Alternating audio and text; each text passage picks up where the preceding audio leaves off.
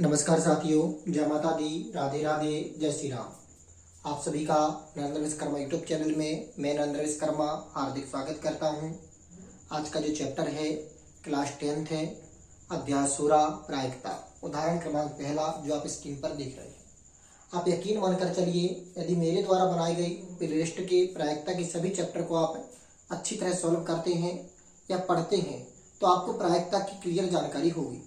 क्योंकि मैंने प्रायिकता की बेसिक पर भी 3 वीडियो बनाए हैं। मात्र बेसिक पर प्रायिकता के जनक कौन है, उत्पत्ति कहाँ से हुई है, किस प्रकार इसकी पूरा स्टार्टिंग से लेकर अंत तक मैं पढ़ा रहा हूँ। तो इसलिए आप प्रायिकता की पूरी प्लेलिस्ट जाकर बात करिए और फिर इन सवालों को देखिए।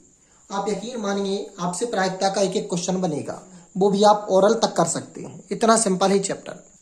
तो देखिए आज का पहला क्वेश्चन, एक चित्त प्राप्त करने की प्रायिकता ज्ञात कीजिए। जब एक सिक्के को एक बार उछाला जाता है, साथ ही एक पट्ट प्राप्त करने की प्रायिकता ज्ञात करनी है। तो आप सभी कभी भी सवाल को हल करें, आपके जो हमने लिखे हैं ये आपके कॉमन रहते प्रायिकता में। सबसे पहले प्रश्न 2 है एक साथ, तो हम चित्त आने की प्रायिकता ज्ञात करेंगे। तो दिया है कुल परिणाम, किसी भी प्रकार का सवाल हो कुल परिणाम सभी में होते हैं। कुल परिणामों की संख्या भी सभी में होती है, चाहे किसी भी प्रकार का सवाल हो।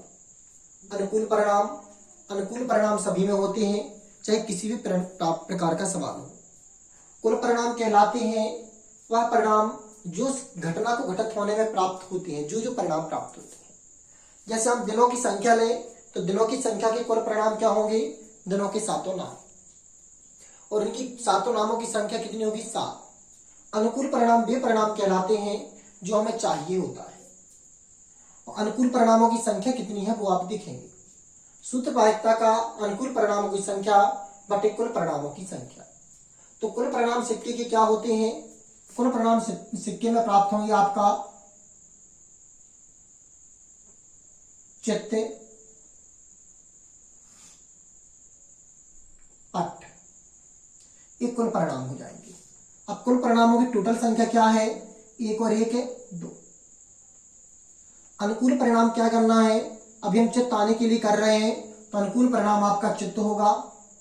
हमें चाहिए क्या है, वह अनुकूल परिणाम है। अनुकूल परिणाम की संख्या क्या होगी, 1 है, आप देख सकते हैं। ये प्रायिकता का सूत्र है, अनुकूल परिणामों की संख्या प्रतिकूल परिणामों की संख्या। प्रायिकता जहां का तहां रहेगा।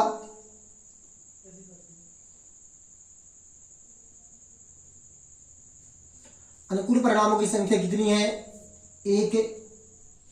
कुल परिणामों की संख्या कितनी है, 2। तो आपका आंसर हो जाएगा प्रायिकता चित्त आने के लिए 1/2। अगला क्वेश्चन इसी उदाहरण का अगला प्रश्न था, जो साथ ही एक पट प्राप्त करने की प्रायिकता की थी, ज्ञात कीजिए। तो हमने चित्त के स्थान पर क्या कर दिया, पट कर दिया। फिर वही स्थिति उत्पन्न हुई कुल परिणाम। कुल परिणाम हम पहले भी बता चुके हैं, कुल परिणाम वो कहलाते हैं जो उसमें दिए कुल टोटल संख्या उसकी होती है। तो एक सिक्के को छाल रहे हैं, तो सिक्के को छालने पर मात्र 2 ही कुल परिणाम होते हैं। या तो होता है आपका चित्त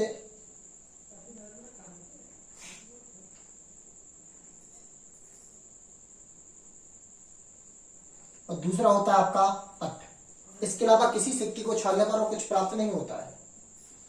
कुल परिणामों की संख्या कितनी है, और 1 और 1 2। अनुकूल परिणाम अब क्या याद करना है, पट। अनुकूल परिणाम की संख्या कितनी है, 1। सूत्र आपका प्रायिकता का अनुकूल परिणामों की संख्या बटे कुल परिणाम। एक बार और आप सुन लीजिए, अनुकूल परिणाम वे परिणाम कहलाते हैं जो हमें प्राप्त करनी होती है।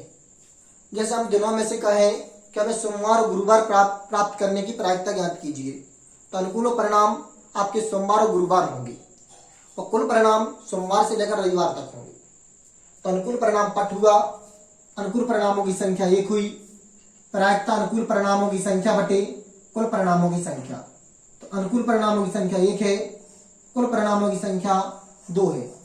तो पट प्राप्त करने की प्रायिकता 1/2 होती है, और चित्त प्राप्त करने की भी प्रायिकता 1/2 होती है। यदि आपको यह वीडियो अच्छा लगा है तो इस वीडियो को लाइक करिएगा, और साथ ही यदि इस चैनल पर फर्स्ट टाइम आए हैं तो सब्सक्राइब जरूर कर लीजिए, क्योंकि मैं आपके लिए इसी प्रकार की सार्थक व सारगर्भित जानकारी लेकर आता हूं जो आपके लिए बहुत ही महत्वपूर्ण होती है, और क्लास 10th के लिए तो यह चैप्टर बहुत ही महत्वपूर्ण है। नमस्कार, जय माता दी, राधे राधे, जय श्री राम।